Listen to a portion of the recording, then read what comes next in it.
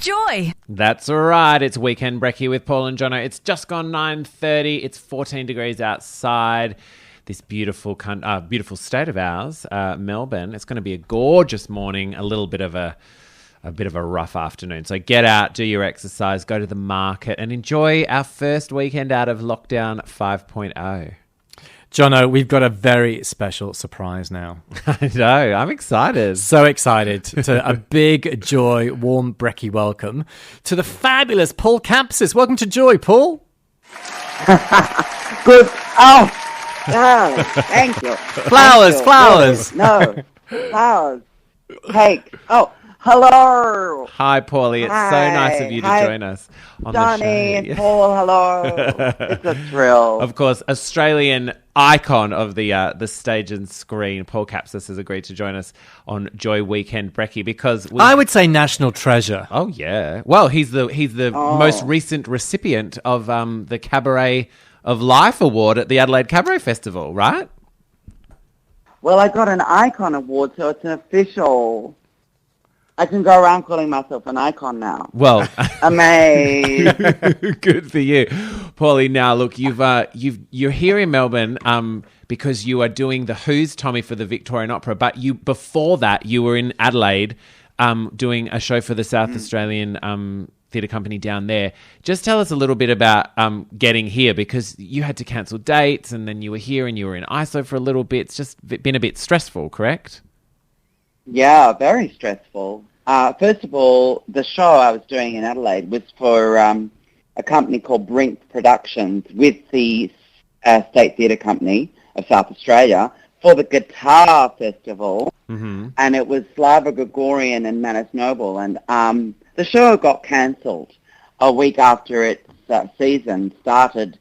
We had about a week left. We had 8 shows to go, and we had lots of pre-sales. We had rave reviews. All the work that went into putting that show on, oh my God, it was a month. It was grueling. And then to have it, have the plug pulled was awful. But then the thing was I had to literally escape the state. I had to get on the next plane to, because the state of South Australia was getting locked down, and then I wouldn't have been able to make it over to Victoria to do Tommy. Oh. So literally, threw everything in a bag. My head was spinning from, I did a show the night before, and so it was awful, so traumatic, what's going on with our industry right now. I know. It's beyond words. Beyond words. And we, of course, so you're here in Melbourne. We started rehearsing Tommy, and then we were thrown into lockdown as well. So we had to move our rehearsals onto Zoom. So I've known you for many years, but the first couple of times I saw you in the Tommy rehearsal process was on a Zoom call. How did you go with rehearsing, a rock opera on Zoom? I'm not a fan of Zoom. No, I'm just not a fan. I'm just not. I'm never going to buy that one. I know we need to do that, but I'm not into it. All of last year I did so many creative developments on Zoom, and I couldn't have been more depressed. Yeah. For me, it just doesn't work, this whole flat thing of sitting there and, it's wonderful. What I did like about the Zoom and Tommy was that I got to see people. I got to see people's faces, and I got to see who was in the show. But, it's never the same as when you're in a room with people. Well, you're in a room with your director. I was telling Paul a couple of weeks ago that, as theatre animals that we are, there's an energetic transfer that happens, when we're all in a room together and when you're on a stage and there's an audience. And I think that's what is definitely missing from a Zoom meeting in our creative world. But the good news is we're back in the studio rehearsing in little bubbles, and I was lucky enough to be in the room with you yesterday when we staged your big number. It's wild. Oh, wow. Tell us a little bit about tell us your role. what you're doing in Tommy, Poole. Well, I play Miss Queen herself, Miss Acid Queen. Fabulous. Oh, my God. Our choreographer has me twirling, strutting, and humping. I mean, honestly, it's full on. I'm hoping to lose a kilo by opening night. Because Honestly, I have become deformed by COVID. With my body, I have this thing that's hanging around my body and will not let go. It might have something to do with the baking. I'm still to figure that one out.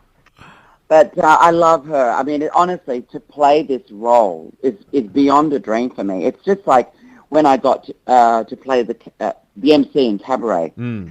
The Tina Turner in the film, I begged my Maltese mother to drag me to the cinema in 1973. I said, Mom, we have to see this film. Tina Turner's in it. And she took another Maltese friend with her and her children. And we all go, and Mama thinking it's like a film for children. Right. She's not sure what it is. You know, she knows Tina Turner's in it, but she thinks it's like maybe, you know, a Disney movie or something. And we're sitting there, and I'll never forget this. It's traumatized me for life. We're sitting there, and my mum, and the film starts, and they're singing, and they're singing, and they're singing, and my mum screams at me in the middle of, like, 15 minutes in, what is this rubbish? They're only singing, they're not talking. And her Maltese friend in Maltese saying, Mary, what are we doing here? What is this film?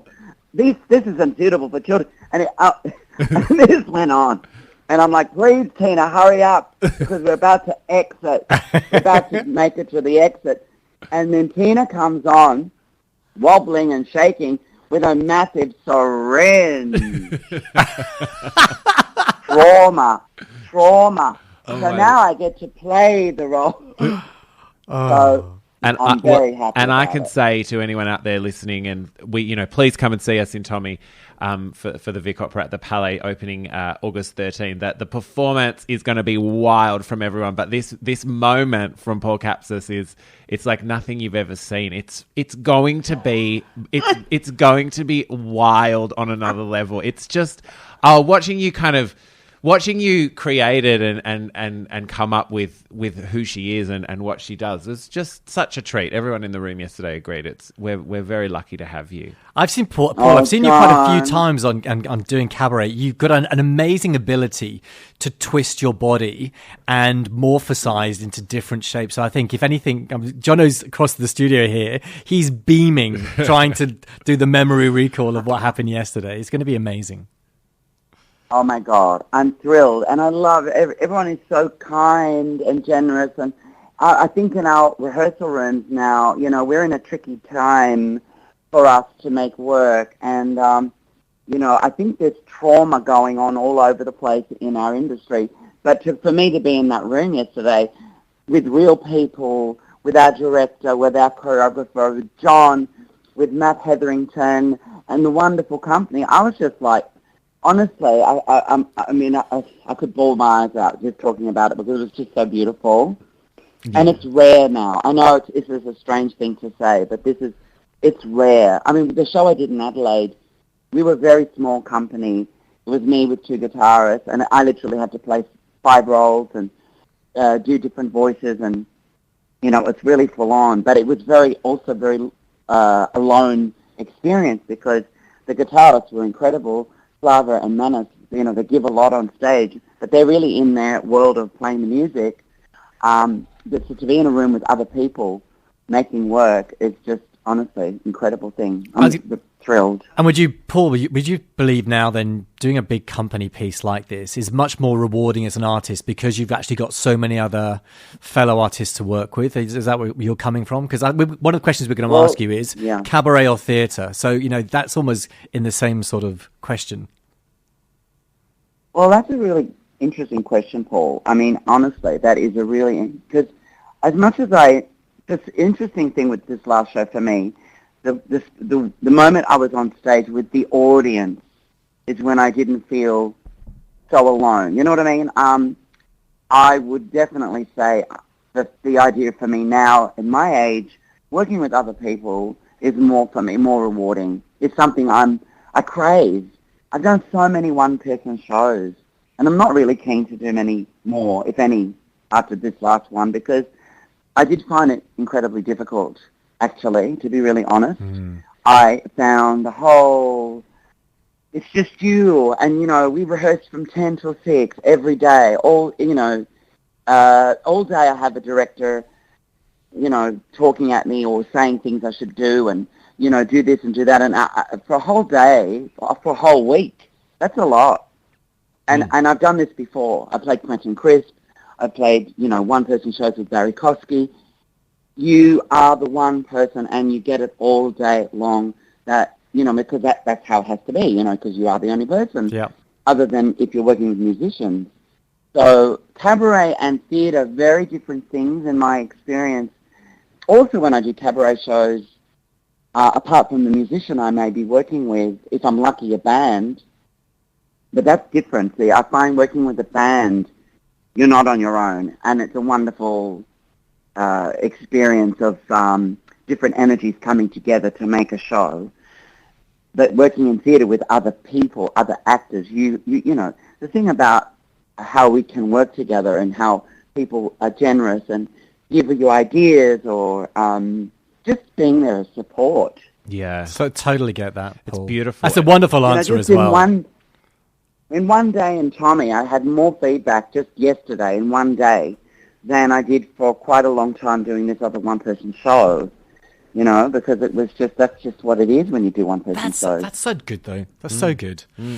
Paul Capsis, it's just so beautiful to have you on the show. We've run out of time. We've got to let you go because both of us, I don't know, are you called at rehearsals today? I'm called at rehearsals today. I've got to go there after this. Well, I'm bereft. I'm not. But I'm probably going to take my recycling in just to make a connection with people. Paul, you've got to promise Wearing a mask. Yes. When we get closer to the launch of Tommy, you've got to come into the Victorian Pride Centre and spend a few moments with us here.